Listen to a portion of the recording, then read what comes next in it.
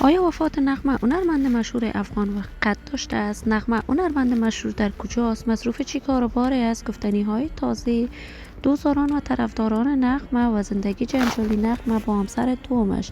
دلیل جدا شدن نغمه از همسر دومش چی بوده است؟ من در این ویدیو پیرامون حقایق همین ماجرا خواهم پرداخت.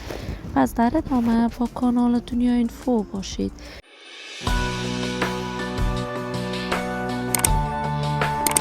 سلام و سلامتی نثار تک تک شما دوستداران نهایت ارجمند کانال دنیا اینفو.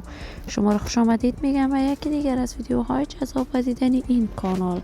اگر دوست کانال دنیا اینفو باشید، پس برای حمایت بیشتر از این کانال علامت سابسکرایب را فشار بدید تا بیننده ویدیوهای جذاب و دیدنی کانال دنیا اینفو باشید. نغمه هنرمند مشهور چهره شناخته شده یکی از سلبریتی های مشهور در میان مردم افغانستان است. علاقمندان و دوستداران خاص خودش را دارد. نغمه عاشقانه هنر موسیقیش را از سن نوجوانی در میان مردم افغانستان آغاز کرد. دوستداران و طرفداران نغمه از مرزهای میلیون ها نفر عبور کرده است. این هنرمند محبوب افغان اصالتا پشتون بوده است، ولی بزرگ شده شهر زیبای کابل است. وی هنر موسیقی را از سن 18 سالگی آغاز کرد و در همان زمان با منگل ازدواج کرد. صاحب 5 فرزند شد.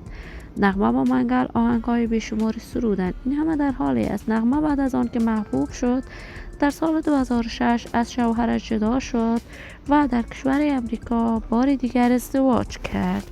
همسر دوم نغمه هنرمند نبوده است و این زمان مخالفت با وی نداشته است، اما تازه تصاویرش در صفحات مجازی دست به دست می شود که نغمه از همسر دومش هم جدا شده است و زندگی کاملا پر از دردسر در امریکا داشته است.